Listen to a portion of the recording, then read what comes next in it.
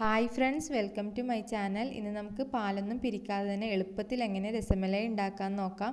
നല്ല ടേസ്റ്റി ആയിട്ടുള്ള ഈസി ആയിട്ടുള്ള റെസിപ്പിയാണ്. അപ്പോൾ റെസിപ്പിയിലേക്ക് കടക്കുന്നതിന് മുന്നേ നിങ്ങൾ എൻ്റെ ചാനൽ ആദ്യമായിട്ടാണ് കാണുന്നുണ്ടെങ്കിൽ ആ സബ്സ്ക്രൈബ് ബട്ടൺ ഒന്ന് ക്ലിക്ക് ചെയ്യണേ. അതിനോടൊപ്പമുള്ള ബെൽ ബട്ടൺ കൂടി ക്ലിക്ക് ചെയ്താൽ ഞാനെടുത്ത വീഡിയോസിൻ്റെ നോട്ടിഫിക്കേഷൻ നിങ്ങൾക്ക് ലഭിക്കും.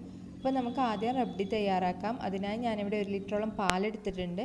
പിന്നെ 1 കപ്പ് പഞ്ചസാര എടുത്തിട്ടുണ്ട്. പിന്നെ ഏലക്കാപ്പൊടി എടുത്തിട്ടുണ്ട്, അത് ഫ്ലേവറിന് വേണ്ടിയിട്ടാണ്.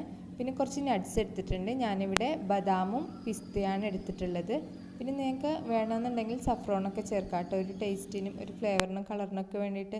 അപ്പോൾ റബ്ഡി തയ്യാറാക്കാനായി ഞാനിവിടെ ഒരു പാൻ എടുത്തിട്ടുണ്ട്. അതിലേക്ക് 4 കപ്പ് പാൽ ഒഴിച്ചു കൊടുക്കുന്നുണ്ട്. ഏകദേശം 1 ലിറ്ററോളം വരും പാല്. ഇനി ഇത് നമുക്കൊന്ന് തിളപ്പിക്കണം. നമ്മളെടുത്ത പാൽ റൂം ടെമ്പറേച്ചറിലുള്ള പാലാണ്. എന്നിട്ട് നന്നായി ഒന്ന് തിളയ്ക്കാൻ വേണ്ടിയിട്ട് ഞാനിപ്പോൾ സ്റ്റൗവിലേക്ക് വെച്ചിട്ടുണ്ട്. തിളച്ച് വരുമ്പോൾ നമുക്ക് ഇതിലേക്ക് പഞ്ചസാര ആഡ് ചെയ്യാം. ഇപ്പോൾ ഇത് നന്നായി തിളച്ച് വരുന്നുണ്ട്. അപ്പോൾ നമുക്ക് ഇതിലേക്ക് പഞ്ചസാര ആഡ് ചെയ്തിട്ട് ഒന്ന് ഇളക്കി കൊടുക്കാം. ഇത് ഓതൻറ്റിക് റെസിപ്പിയൊന്നും അല്ല, പക്ഷേ രസമലൈയുടെ നല്ല ഒറിജിനൽ ടേസ്റ്റ് തന്നെ വരും. എളുപ്പത്തിൽ നമുക്ക് തയ്യാറാക്കാൻ പറ്റുന്ന റെസിപ്പിയാണ്. പാർട്ടിക്കായാലും ഈദിനായാലും ഒക്കെ നമുക്കിത് യൂസ് ചെയ്യാം. കുട്ടികൾക്കും വലിയവർക്കൊക്കെ ഒരുപാട് ഇഷ്ടപ്പെടും. മധുരം ഇഷ്ടപ്പെടുന്നവർക്ക് നന്നായി ഇഷ്ടപ്പെടും. എളുപ്പത്തിൽ നമുക്ക് തയ്യാറാക്കാനും പറ്റും. ഞാനിപ്പോൾ ഇവിടെ പഞ്ചസാര ആഡ് ചെയ്ത് കൊടുത്തിട്ടുണ്ട്.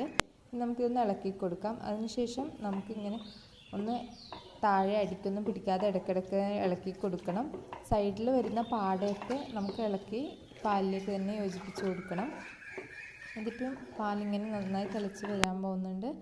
അപ്പോൾ നമുക്ക് ഒരു 1/4 ടീസ്പൂണോളം ഏലക്കാപ്പൊടിയും കൂടി ഇതിലേക്ക് ചേർത്ത് കൊടുക്കാം.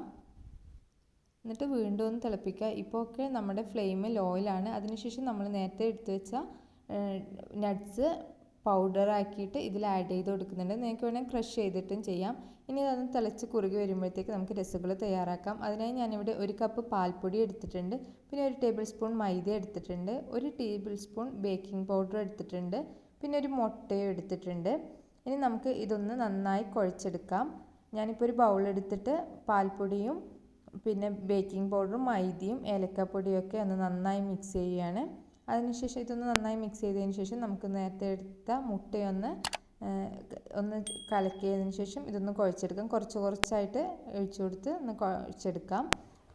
അതിലേക്ക് 1 ടീസ്പൂണോളം നെയ്യ് കൂടി ഞാനിവിടെ ചേർത്ത് കൊടുക്കുന്നുണ്ട്. എന്നാൽ നമുക്ക് നല്ല സോഫ്റ്റ് ആയിട്ടുള്ള ഡോ തയ്യാറായി കിട്ടും. ഇപ്പോൾ നന്നായി കുഴച്ചെടുത്തിട്ടുണ്ട്. മാവ് നല്ല സോഫ്റ്റ് ആയിട്ടുണ്ട്. ഇനി നമുക്ക് ഓരോ ബോൾസായിട്ട് നമുക്ക് ബോൾ ഷേപ്പിൽ ഉണ്ടാക്കിയെടുക്കാം. ഇങ്ങനെ ഞാനിവിടെ ഇപ്പോൾ 1 കപ്പ് പൗഡറും കൊണ്ട് 10 ബോൾസാണ് ഉണ്ടാക്കിയെടുത്തിട്ടുള്ളത്, രസഗുള ബോൾസ്. ഇനി നമുക്ക് നമ്മുടെ പാല് നോക്കാം. ഇതിപ്പോൾ പാല് നന്നായി കുറുകി വന്നിട്ടുണ്ട്. സൈഡിൽ വന്ന പാടയൊക്കെ ഇതിനകത്തേക്ക് ആക്കി കൊടുത്തിട്ടുണ്ട്. നല്ലൊരു മണമൊക്കെ വരുന്നുണ്ട്. നല്ലൊരു മണമാണ്.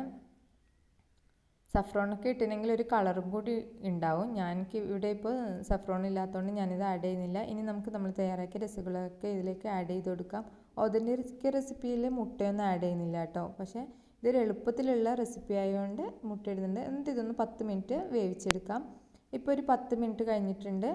നമ്മുടെ രസഗുള ബോൾസൊക്കെ നന്നായി വെന്തിട്ടുണ്ട്. ഡബിൾ സൈസായിട്ട് വന്നിട്ടുണ്ട്.